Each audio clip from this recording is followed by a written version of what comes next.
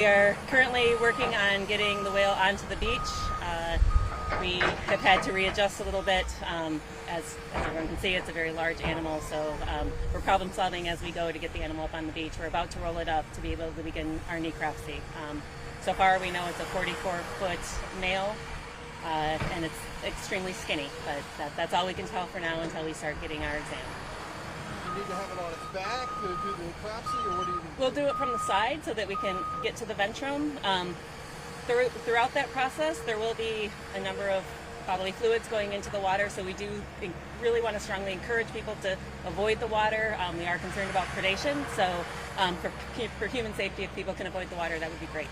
We're talking about sharks. Yes, sir. We're worried about shark scavenging and that sort of thing. So, once we get going, the scene will start looking very different very soon.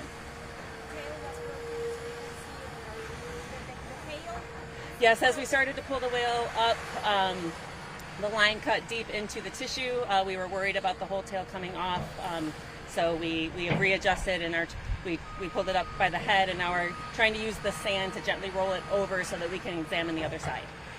And then once we do all of our external, we'll take a ton of measurements, we'll do a bunch of external photographs, and then we'll actually start to go in systematically to do the necropsy. And then what is it that you look for? What kind of part do you cut out? We're going to look at every single system that we can. It's an incredibly systematic dissection, and we will look at every organ system that we can get access to. Any hints so far of what might have made this whale cause its disorder? We won't know until we really get in there and take a look, and even then we may not have an answer today. It may take testing and weeks to come before we have a final answer. I mean, the only thing we can tell right now is this animal is really, really skinny. What is the most important system that you're going to be looking at? We don't know. We never know. We don't want to assume any system is more important than the other. That's why we have to do it systematically and look at everything so that hopefully we don't miss anything.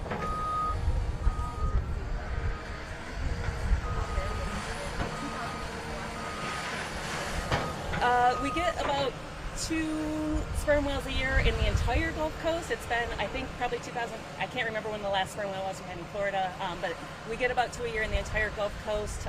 This animal should be far, far offshore. They like the DeSoto Canyon, 2,000 feet of water, dry tortugas. So the fact that it was this close to shore and skinny tells us something's been going wrong for a while. 2 more questions. How long do you anticipate this to take, this process?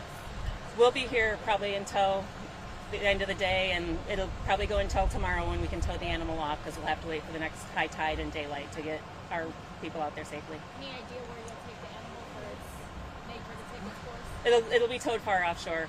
It'll be probably at least 10-15 miles offshore.